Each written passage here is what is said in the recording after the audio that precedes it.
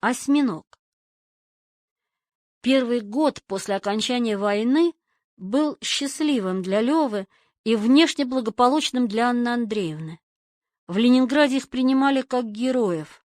Оба, каждый по-своему, радовались этому и немного злоупотребляли непривычной свободой, вспоминала Эмма Герштейн. В первые послевоенные месяцы Лев Гумилев и в самом деле был необыкновенно счастлив.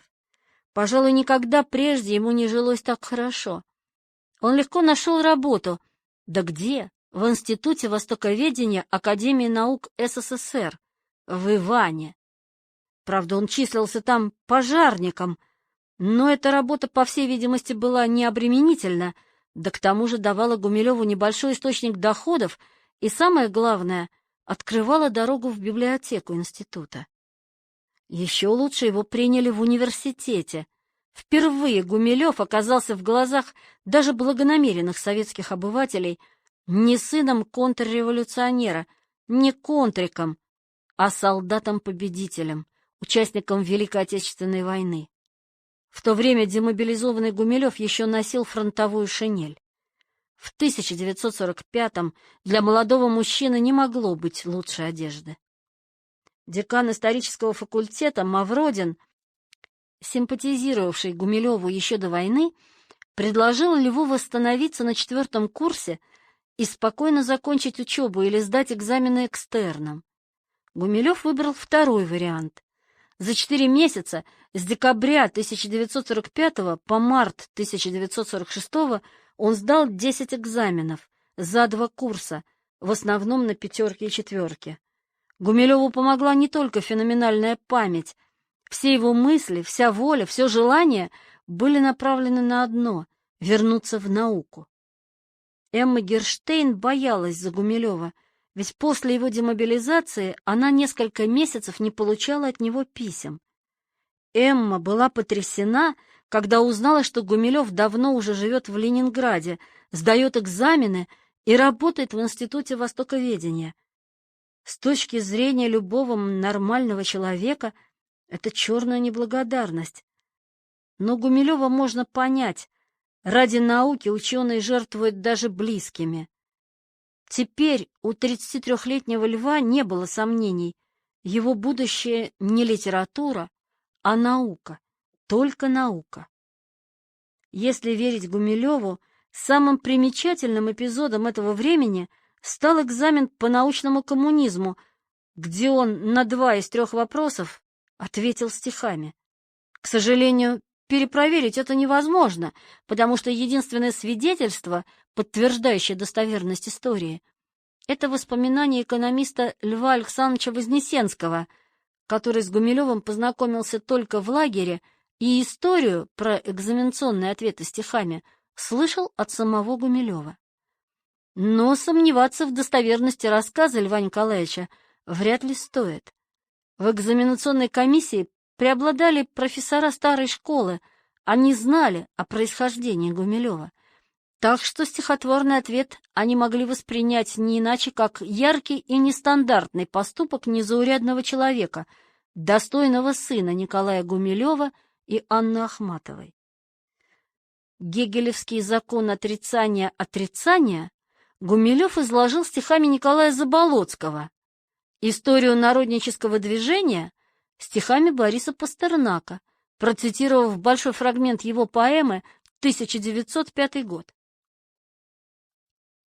Это народовольцы, Перовская, 1 марта, нигилисты в поддевках, застенки, студенты в пенсне.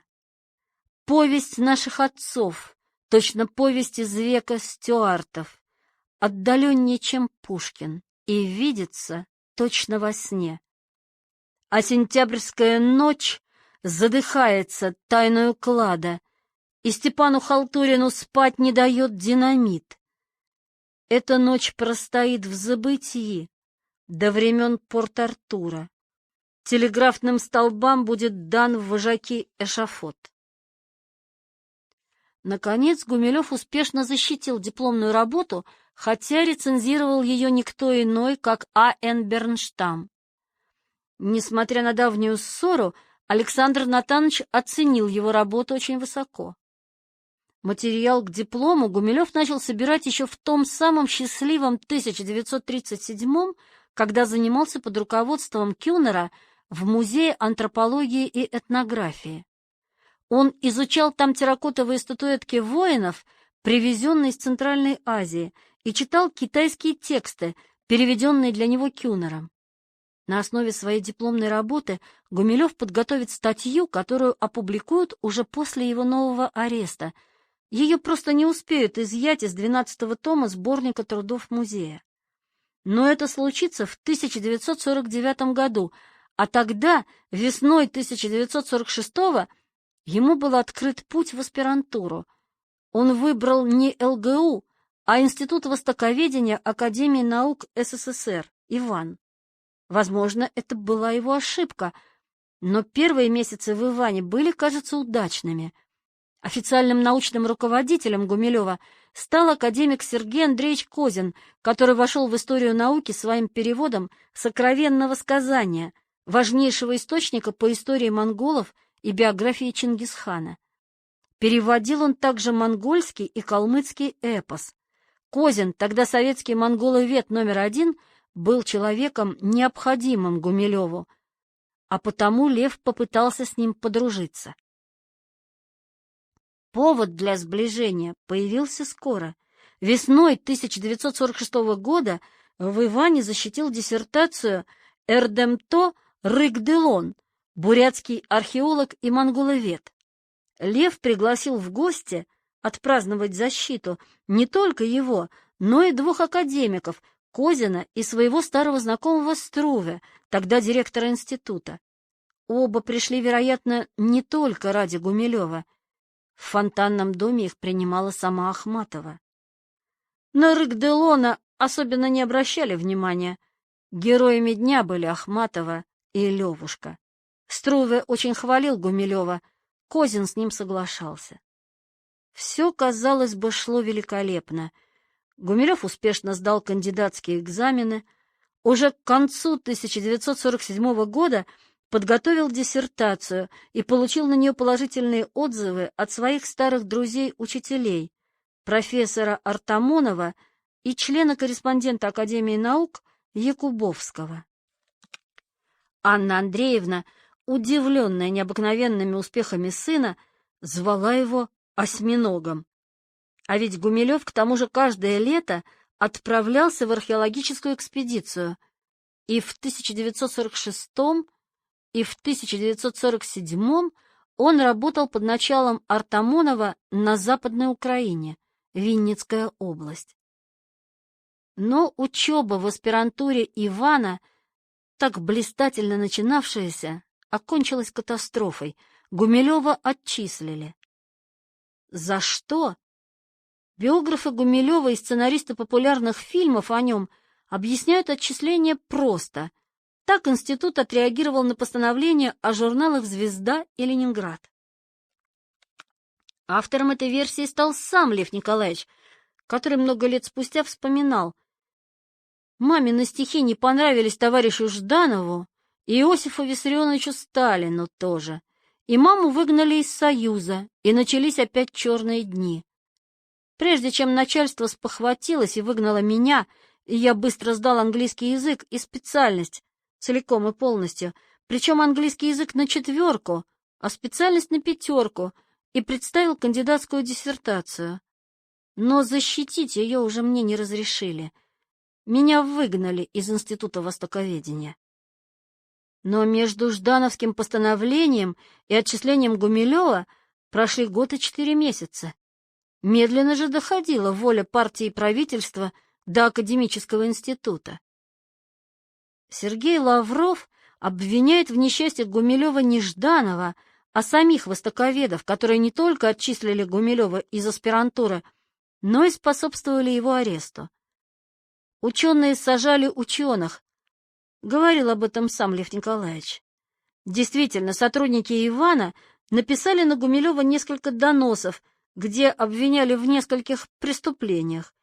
Гумилев аполитичен, он не владеет марксистско-ленинской методологией, Гумилев не согласен с постановлением партии по поводу ахматовщины. В обвинениях нет ничего оригинального.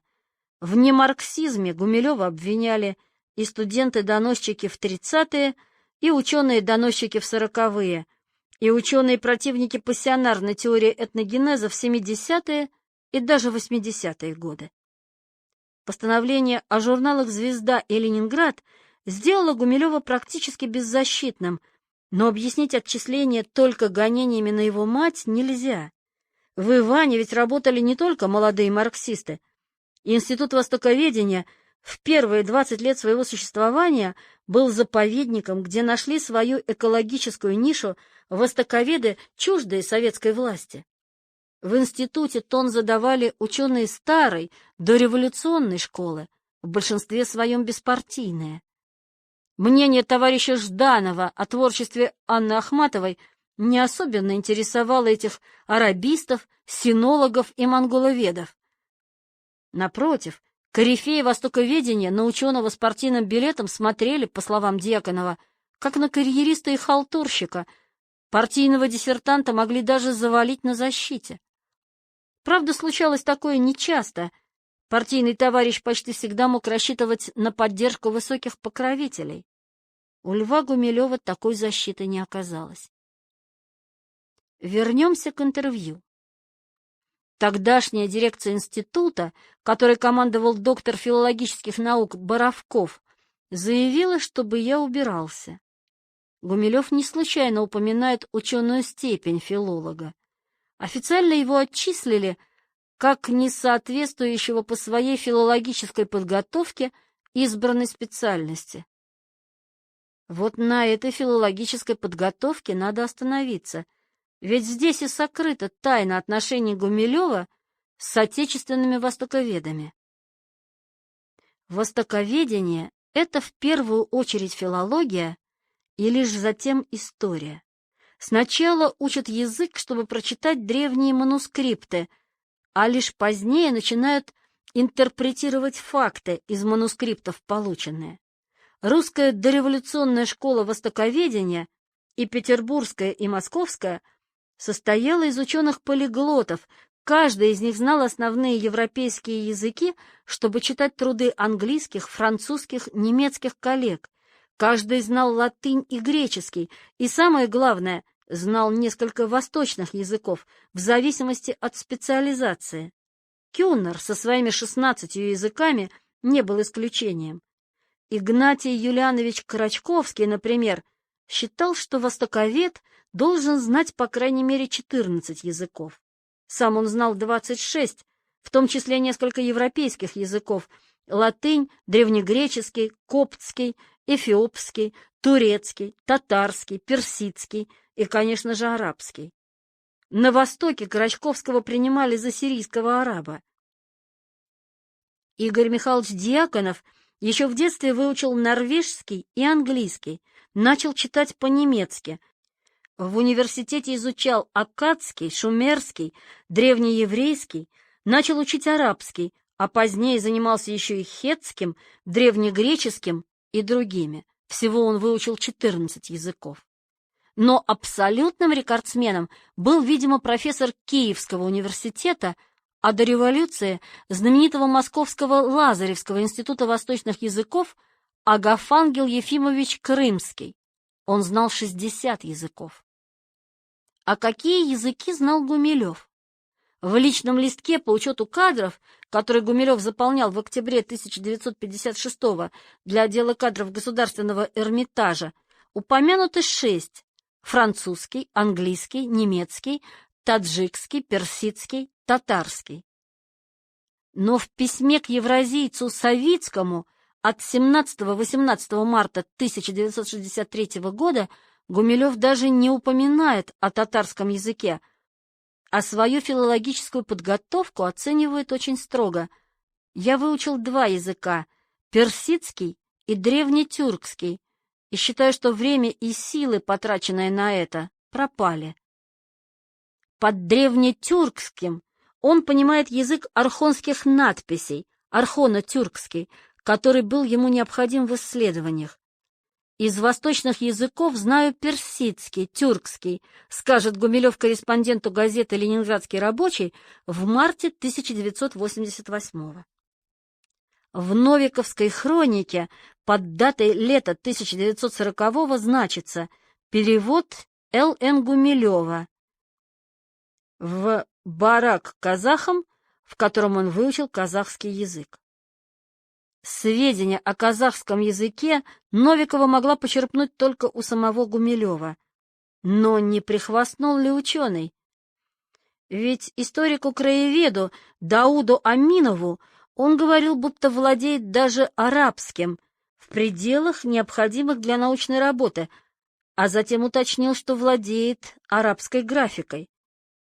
Достоверно подтверждено, что Гумилев мог только подписываться по-арабски. Этим, очевидно, и ограничивалось знакомство с арабской графикой и арабским языком.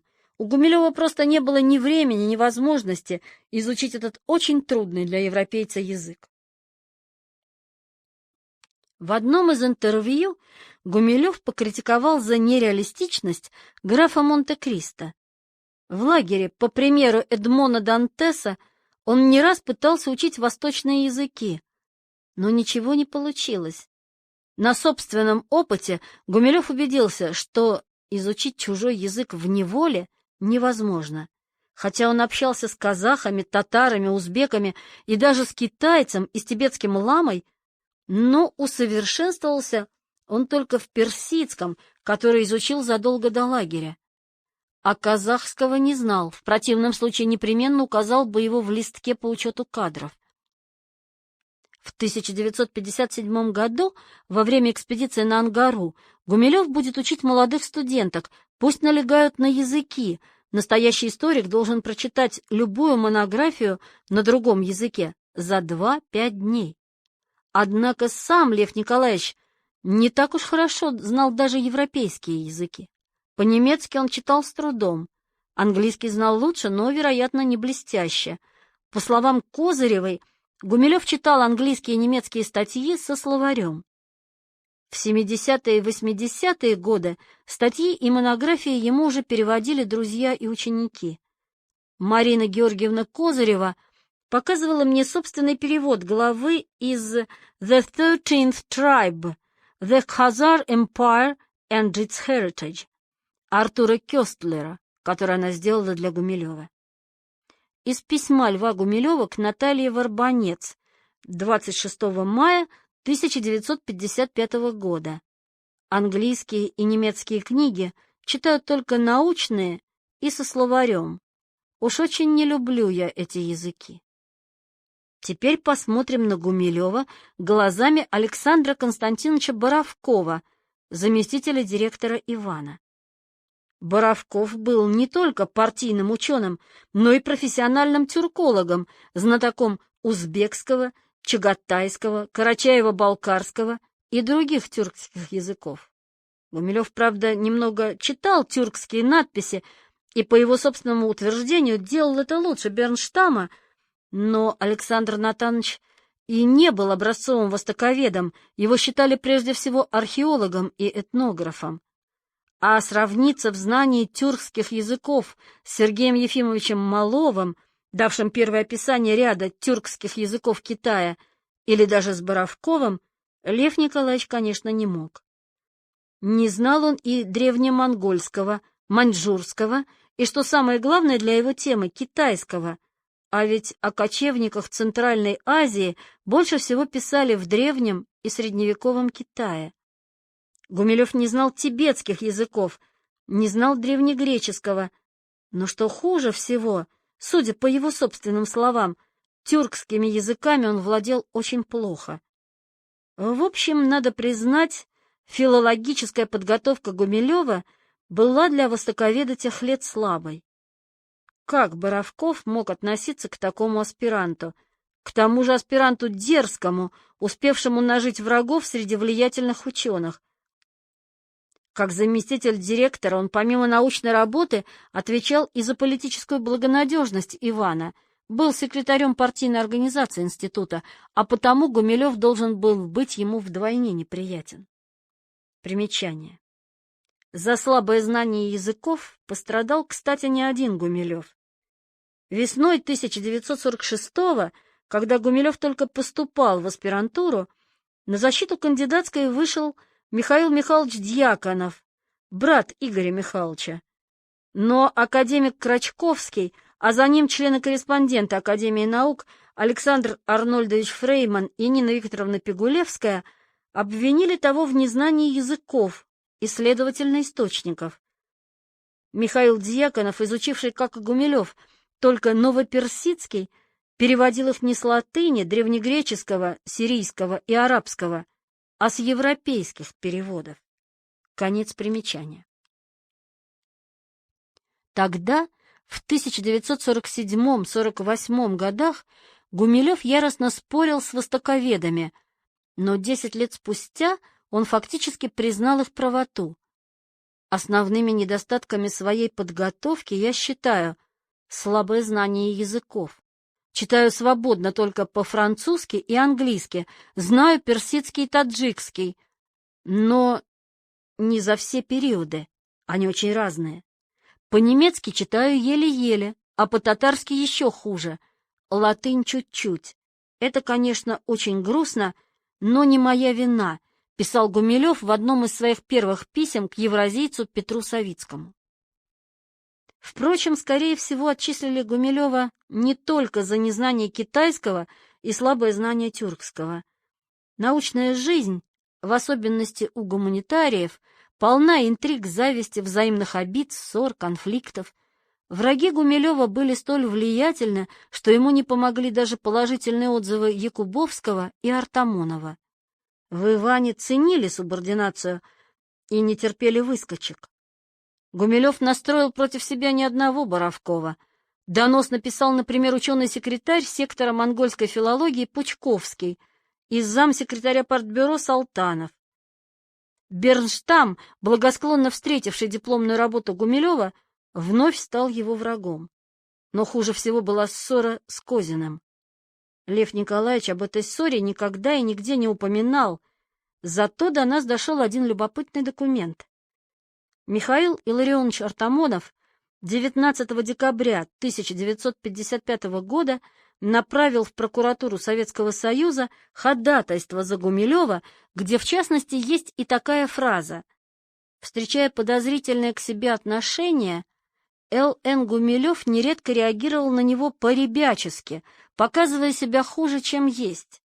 Отличаясь острым умом и злым языком, он преследовал своих врагов насмешками, которые вызывали к нему ненависть. Обладая прекрасной памятью и обширными знаниями, Л.Н. Гумилев нередко критиковал, и притом очень остро, маститых ученых, что также не способствовало спокойствию его существования. Особенно острым, так в тексте примечания автора, были столкновения Гумилева с его официальным руководством, академиком Козиным и с профессором Бернштамом, которых он неоднократно уличал в грубых фактических ошибках. Не считая доносов Салтанова и Пучковского, ходатайство Артамонова – самый информативный источник об отношениях аспиранта Гумилева с коллегами. Правда, в письмах Гумилев не раз вспоминает Иван недобрым словом, но, к сожалению, остается краток. Воскресать что-то не хочется, особенно если вспомнишь веселую жизнь в Институте востоковедения. Если бы обменять местами руководство лагеря и Академии наук, то заключенные сильно проиграли бы, а наука получила бы возможность для расцвета. Таким образом, Гумилев оказался в ссоре и с монголоведами Козин, Пучковский, и с тюркологами Бернштам, Боровков. Защита диссертации. Зима 1947-48 время для Гумилева исключительно тяжелое. Когда в ноябре 1947 его отчисляли из аспирантуры Ивана, он взмолился: «Ради Бога, оставьте меня до декабря, чтобы карточки получить, иначе я умру с голоду». Карточки за декабрь ему дали, так что несколько недель у него был кусок хлеба. А 15 декабря 1947 года в «Правде» появилось постановление о проведении денежной реформы и отмене карточек на продовольственные и промышленные товары. К новому 1948 году прилавки продуктовых магазинов уже ломились от товаров, о которых ленинградцы и думать забыли. Не было ни ажиотажа, ни очередей. У нормального человека, зарабатывавшего 500-1000 рублей в месяц, просто не оставалось денег на деликатесы, ведь дороги были даже самые простые продукты. Килограмм ржаного хлеба стоил 3 рубля, пшеничного 4 рубля 40 копеек, килограмм гречки 12 рублей, сахара 15 рублей, сливочного масла 64 рубля, подсолнечного 30 рублей, литр молока 3-4 рубля, бутылка московской водки пол-литра 60 рублей, бутылка жигулевского пива 7 рублей. Скромный мужской костюм стоил 450 рублей, приличный шерстяной 1500 рублей. В январе 1948-го Гумилев устроился в библиотеку психиатрической больницы имени Болинского, но некоторое время, видимо, пришлось жить на деньги матери, с которой так и не сняли ждановскую опалу.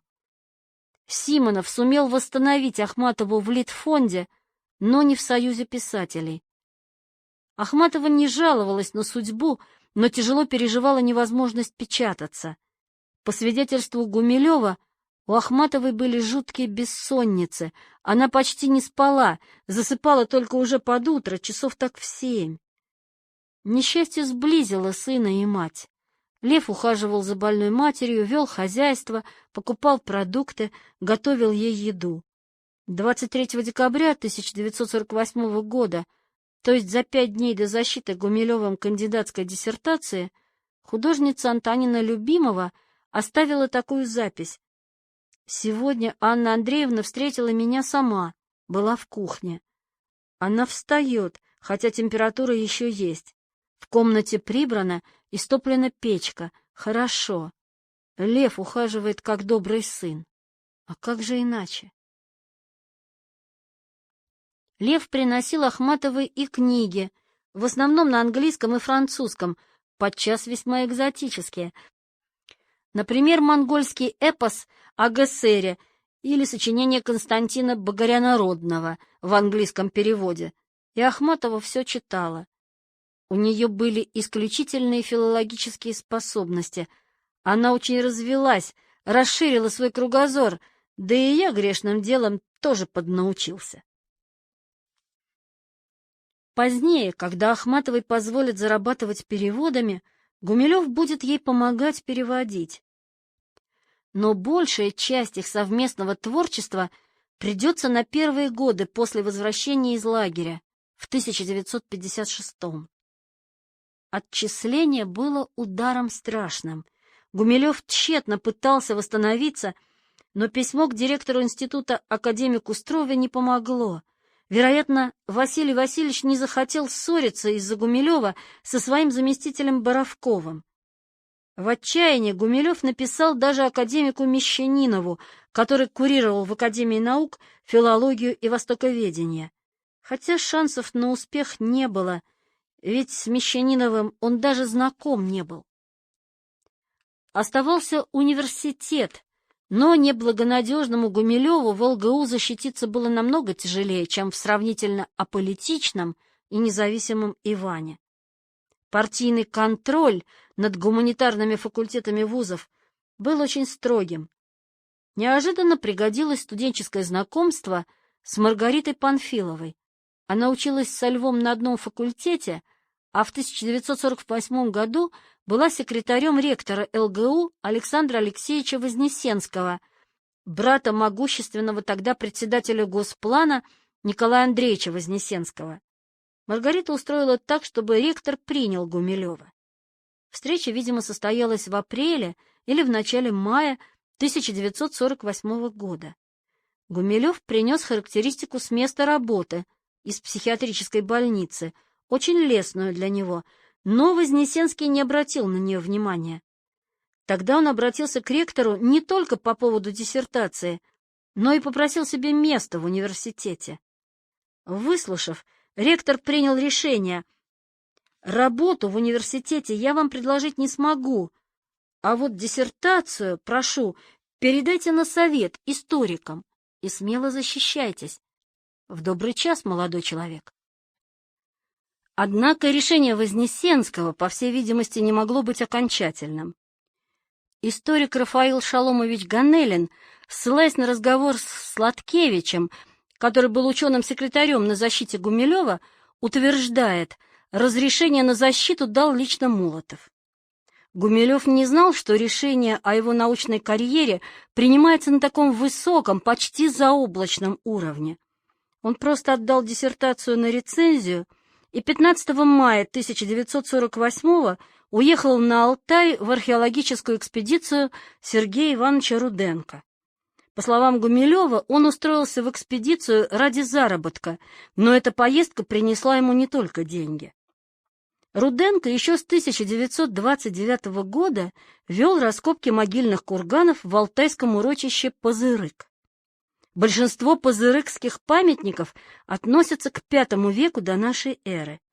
Еще в древности в могильнике просочилась и заледенела вода, превратив почву курганов в природный холодильник. Здесь 2500 лет пролежали не только металлы и камень, но и дерево, кожа, войлок, шелк, все, что обычно истлевает в земле, все сохранила вечная мерзлота. В V веке до нашей эры эти земли населял богатый и достаточно развитый народ, вероятно, родственный скифам. Пазырыкцы, современники Геродота, Перикла и Алкивиада, носили войлочные шубы, расшитые соболями, шелковые и хлопчатые рубашки, женщины — шерстяные юбки, мужчины — настоящие штаны, великое изобретение степных кочевников. В пазырыкских курганах обнаружили первые в истории человечества ковры, окрашенные импортными красителями, армянской кошенилью и сирийским пурпуром. Пазырыкская культура знала и многие излишества цивилизации, от наркотиков. В этих местах с глубокой древности знали о свойствах семян конопли, до женских париков.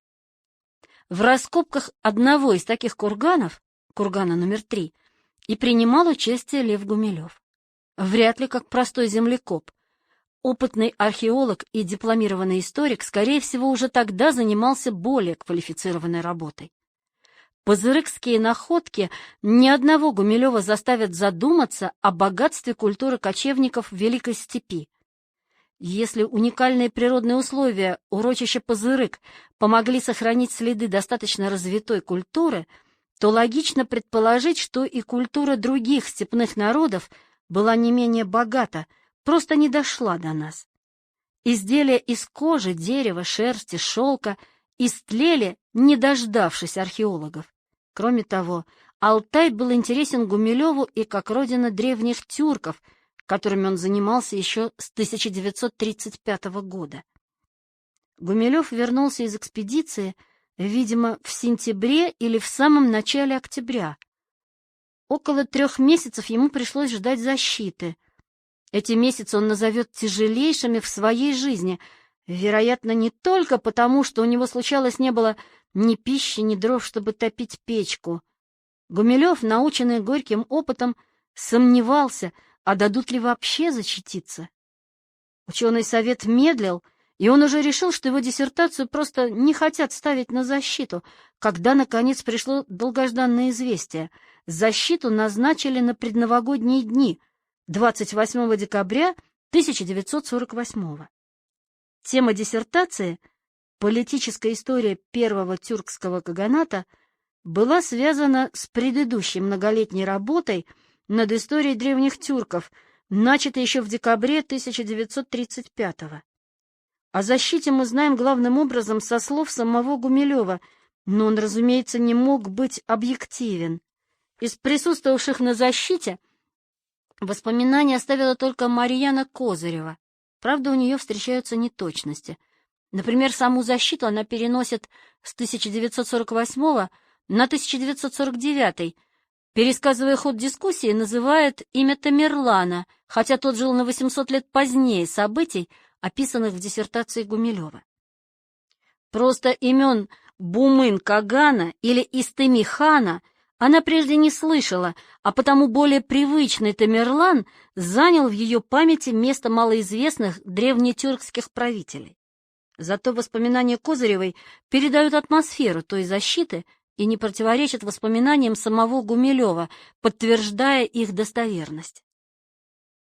Происходило все в конференц-зале Академии наук. Когда зачитывали биографическую справку, то каждый пункт ее производил впечатление разорвавшейся бомбы.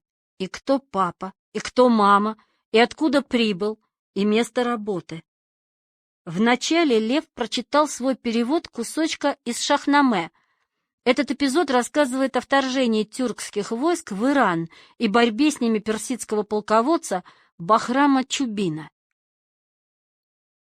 Лишь 10 хармиздовых лет пронеслись, повсюду враги на Иран поднялись. С востока Савве ополчился на бой, несметную силу ведя за собой.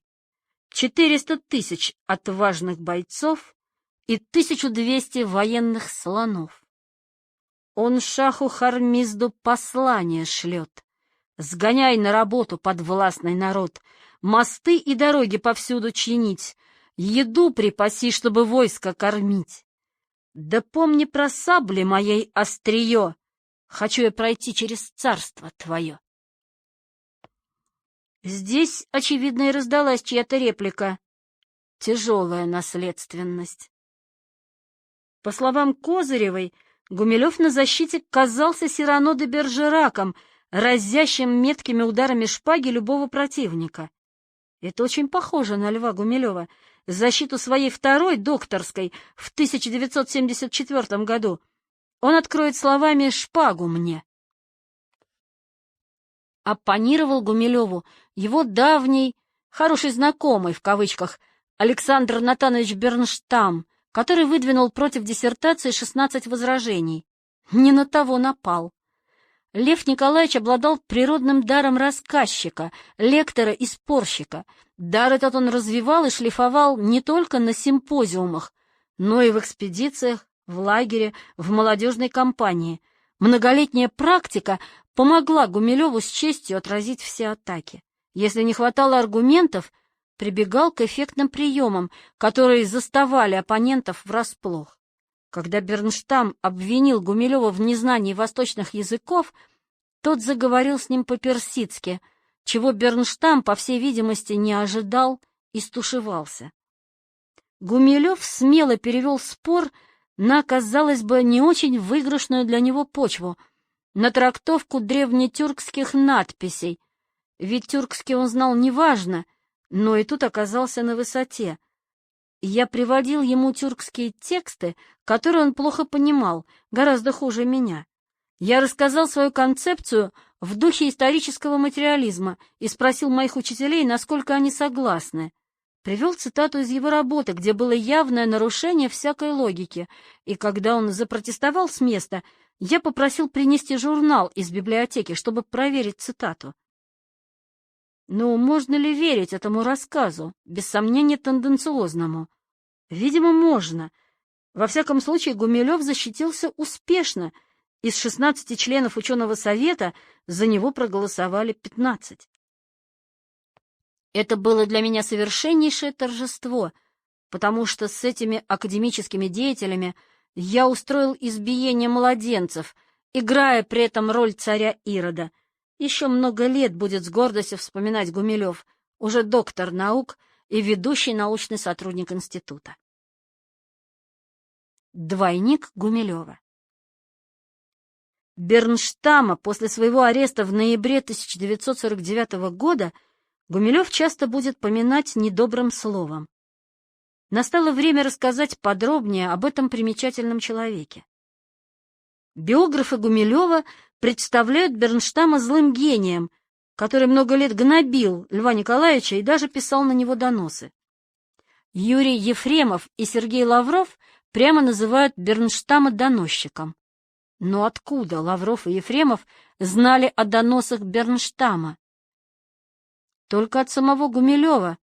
Тот же вряд ли знал наверняка. В те времена часто подозревали в стукачестве не тех, кого следовало. Ахматова, кажется, ни в чем не подозревала настоящую стукачку, Софью Островскую.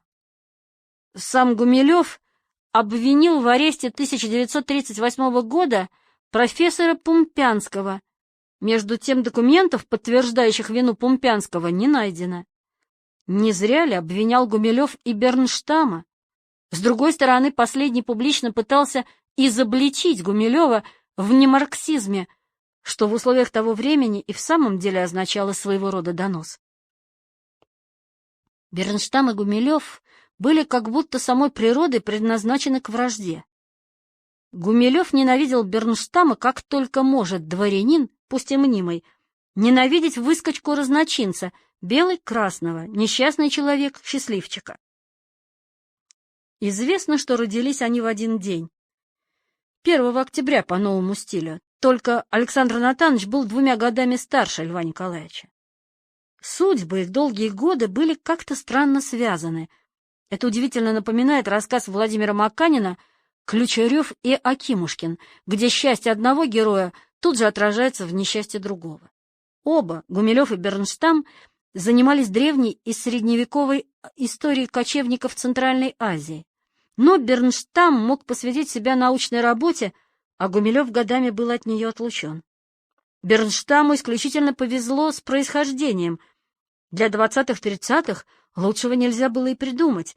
Его отец, Натан Бернштам, большевик и участник 3 революций, погиб в 1920 году в Крыму, сражаясь с врангелевцами. Пока Гумилев зарабатывал рабочий стаж в трамвайном депо, в геологических партиях и паразитологических отрядах, Бернштам без экзамена поступил на этнографическое отделение географического факультета ЛГУ, успешно его окончил, поступил в аспирантуру и защитил кандидатскую диссертацию.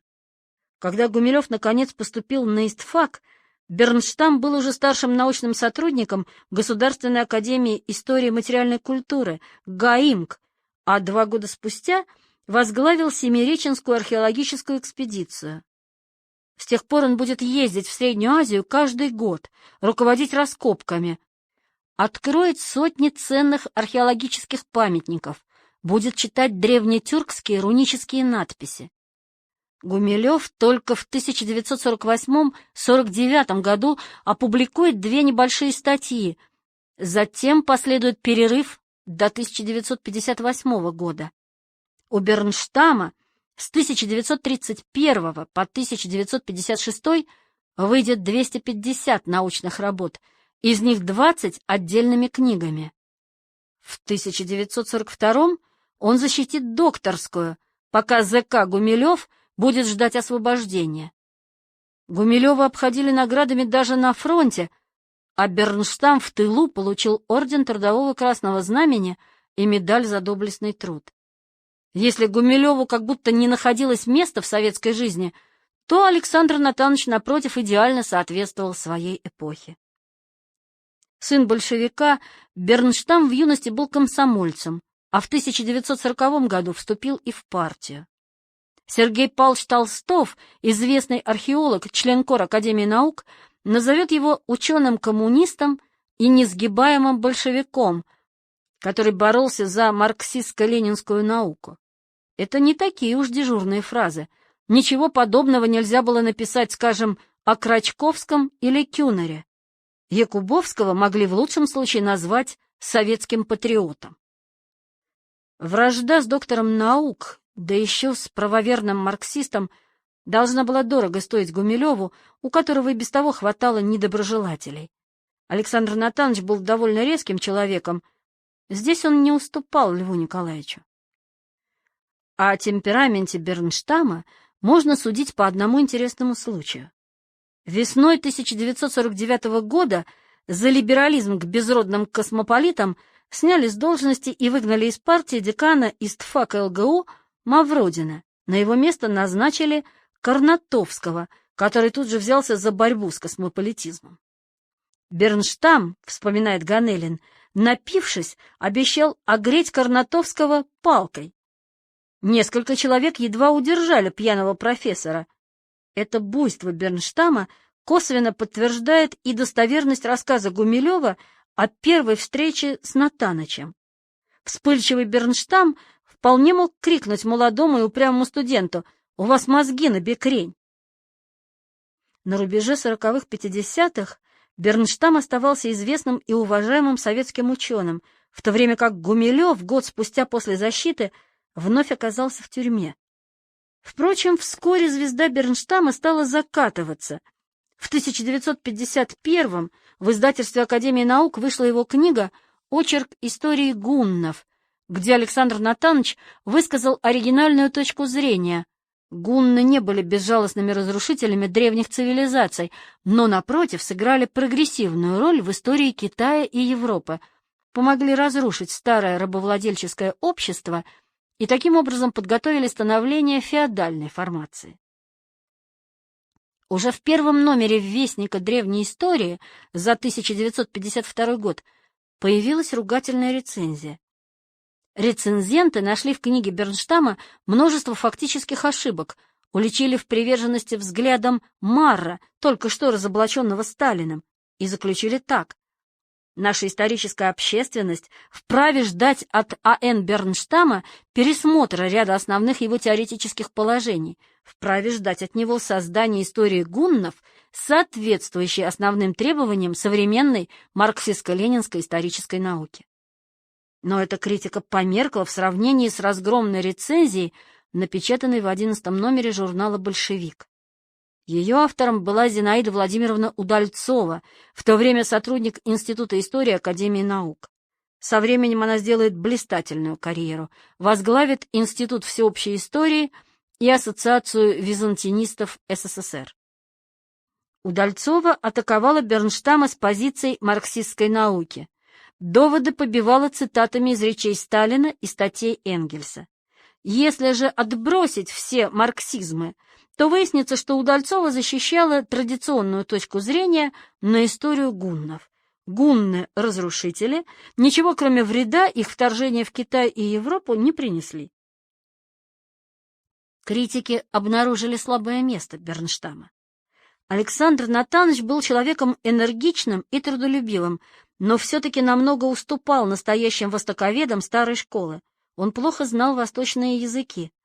К слову сказать, Удальцова обвиняет его в том, в чем академики Лурье и Рыбаков много лет спустя будут упрекать Гумилева — в непрофессионализме.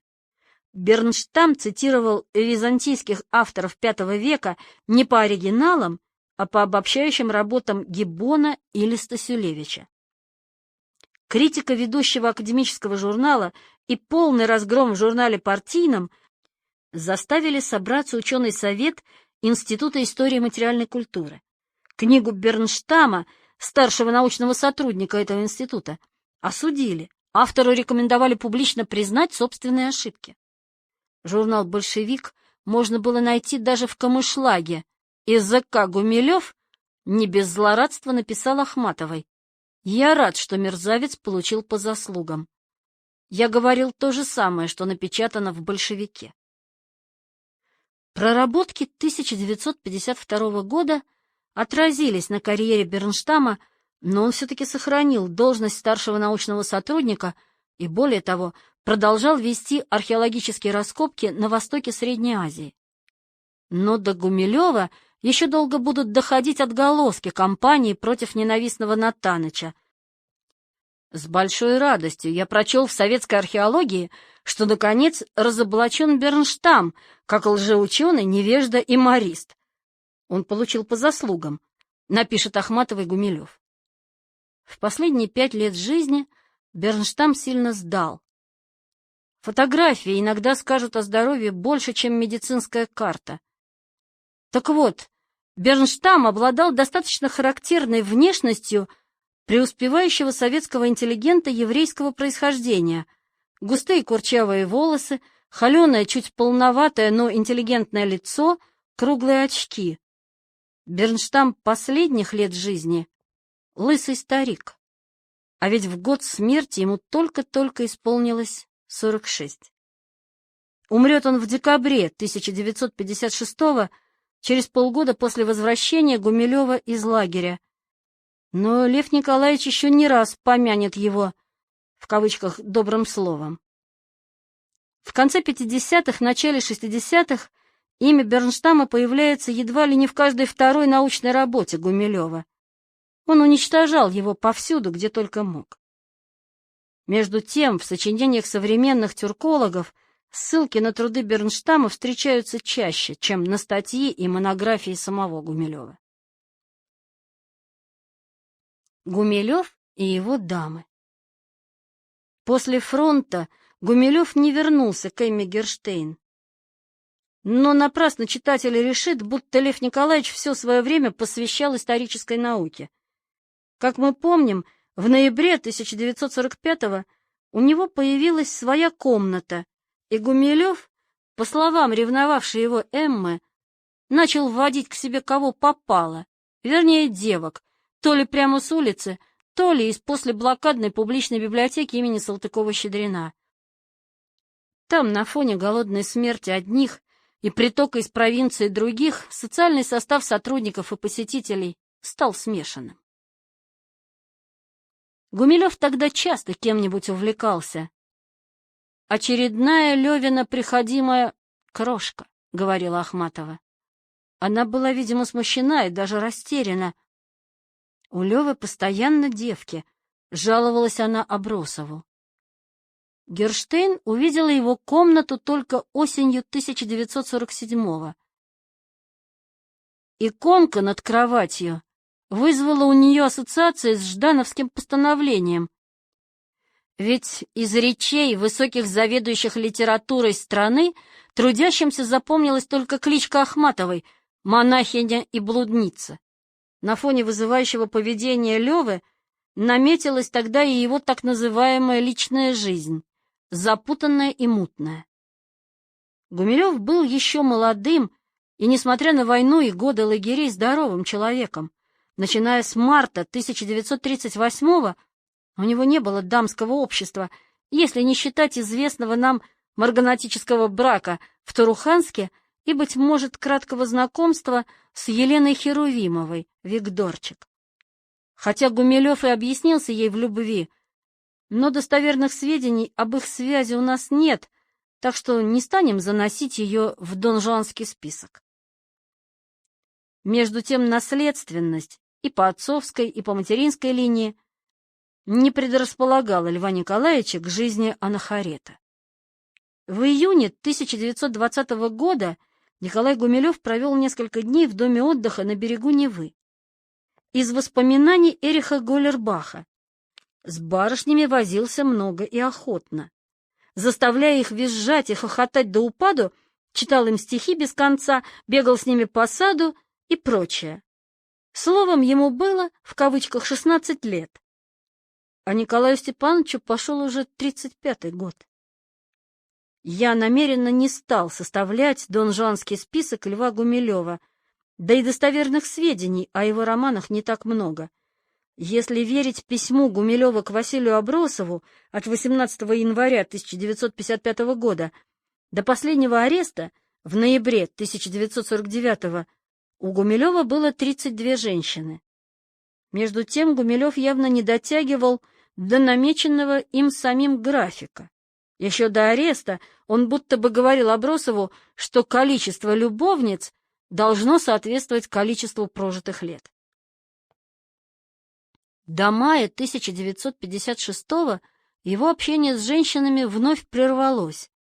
Вероятно, между 1956-м, выход на свободу, и 1967-м, женитьба, у него было немало знакомств, так что общий список следовало бы довести едва ли не до 40 женщин, а, возможно, и несколько больше.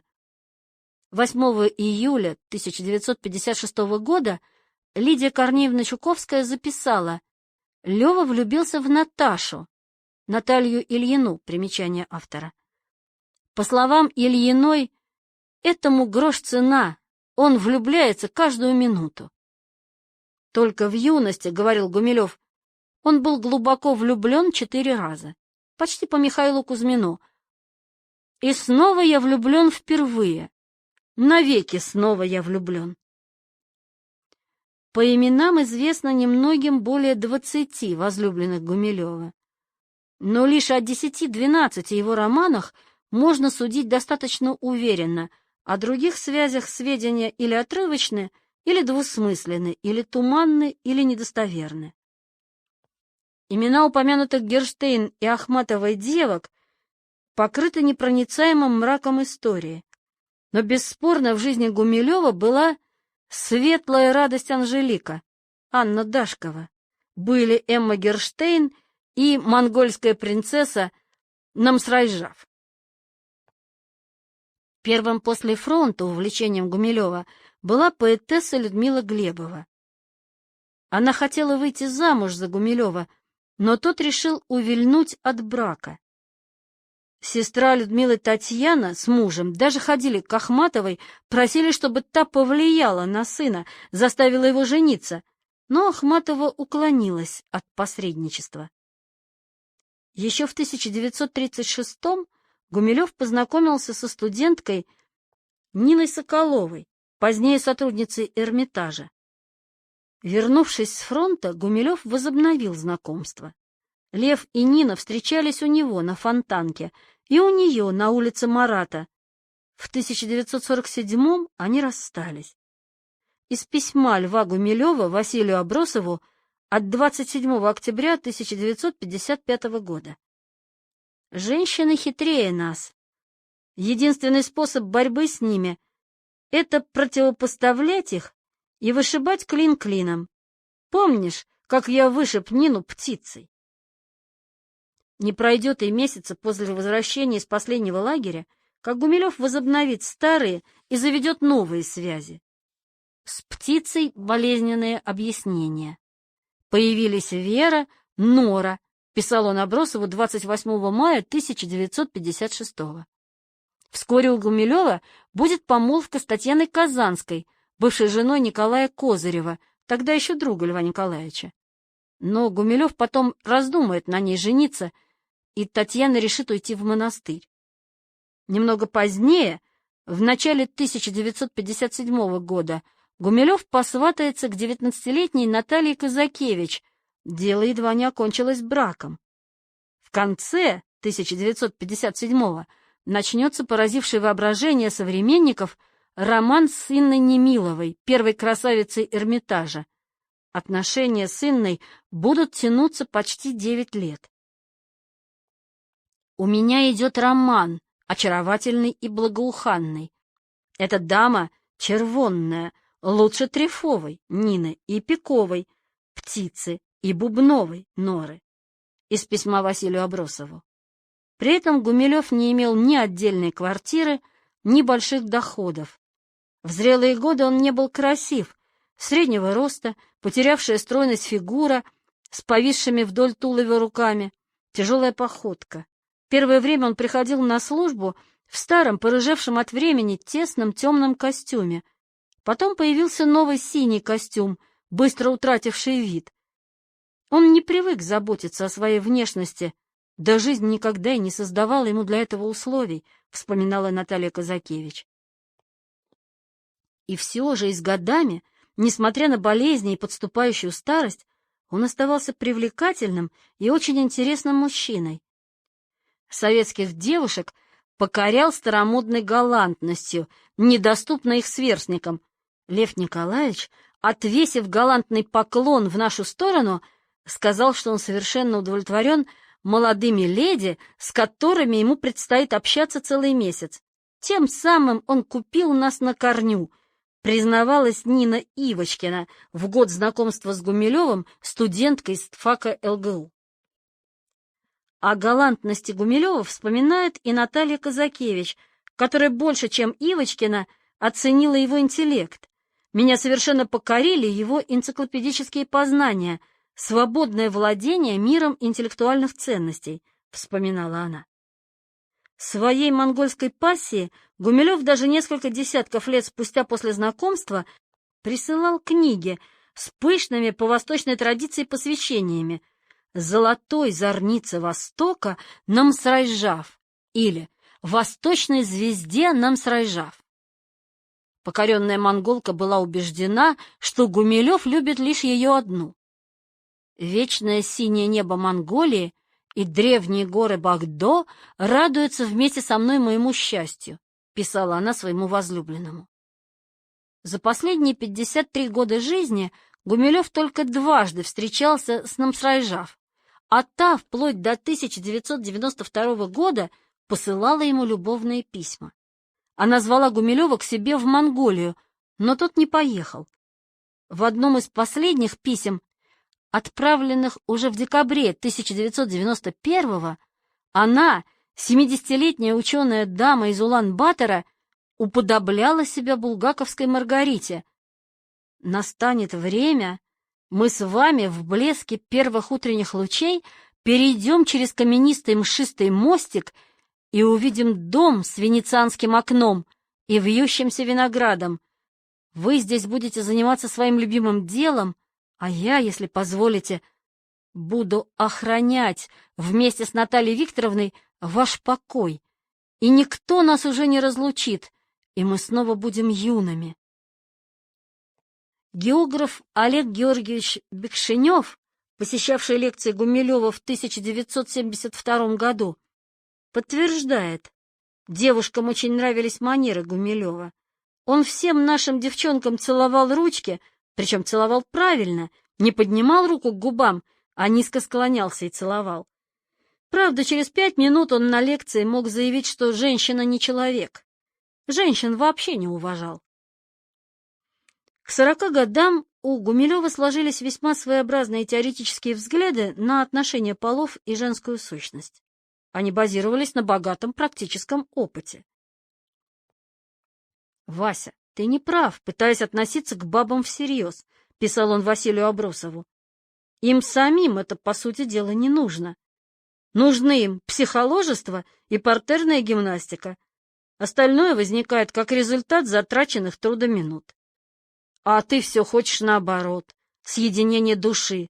Опомнись, ведь ты биолог».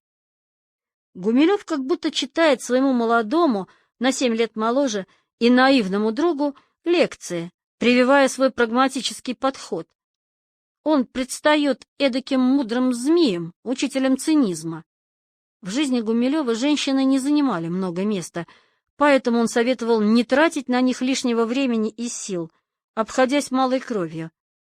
Женщины, как лошади, любят чувствовать крепкую узду. При ухаживании не будь настойчив, показывай, что ты в любую минуту готов бросить. Женщина, чувствуя пренебрежение, начинает сама быть активной, а это ускоряет процесс. Женщина будет требовать от тебя времени, но от науки не отрывай для нее ничего. Как видим, Гумилев был женолюбом, но не Дон Жуаном. Женщина не цель и даже не средство. Без женщины нельзя, но она должна знать свое место. Слишком увлекаться ими не стоит.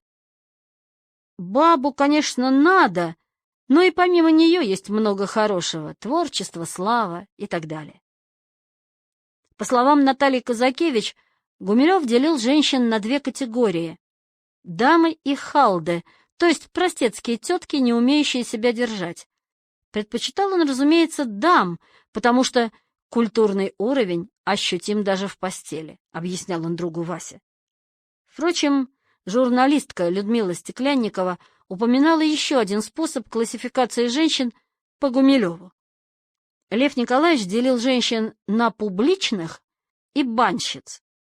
Публичные — из Государственной публичной библиотеки, банщицы — из библиотеки Академии наук, БАН.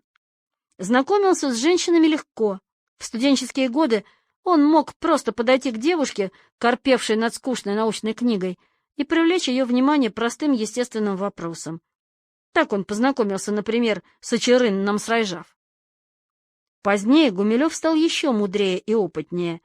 Наталью Казакевич он дипломатично подвел к желанному разговору и сделал так, что она сама призналась в любви.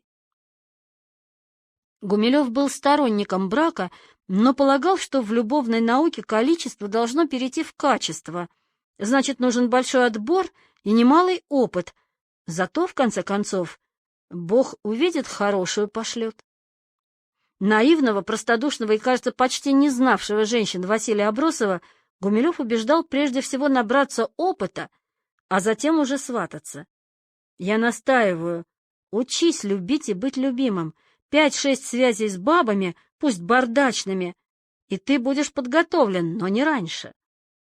Вообще, брачиться следует, когда характеры уже притерлись, и партнерша начала полнеть, уточнял он свою позицию. Такой подход к женщине современные феминистки сочли бы тяжелым случаем мужского шовинизма. Здесь Гумилев близок к Николаю Заболоцкому, который даже Ахматову не считал поэтом. Курица не птица, баба не поэт. Гумилев же, в отличие от Заболоцкого, мог при необходимости подвести под антифеминизм исторический базис. В средние века в Европе долго спорили на темы, человек ли женщина и есть ли у женщины душа. В научных работах он, конечно, таких мыслей не высказывал, но вот в его осенней сказке «Посещение Асмодея» профессор пытается вместо собственной души отдать черту душу Коломбины. Асмодей, однако, не соглашается, слишком уж неравноценна замена. Мой милый, не выйдет обмена, хоть девушки вашей страны немного живее полена, но душ, как оно, лишены. Они для фокстрота, для спорта, годны для курортных забав, но вовсе не годны для черта, магистра полуночных прав. Лишенные души женщины, разумеется, не способны к научному познанию, а значит, их исследования нельзя вообще принимать всерьез. Это всего лишь бабы, делающие научный вид, слабый интеллектуально пол. Низшая раса, сказал бы герой Чехова. Но вот что интересно. Прагматизм Гумилева тут же исчезал, когда речь заходила об одной женщине. Стройная система ценностей рушилась. Как будто закон всемирного тяготения прекращал действовать, исчезала гравитация, а пол и потолок менялись местами. Вместо хладнокровного и умудренного жизнью мужчины появлялся безнадежно влюбленный, наивный, прекраснодушный, ревнивый, метавшийся между отчаянием и счастьем.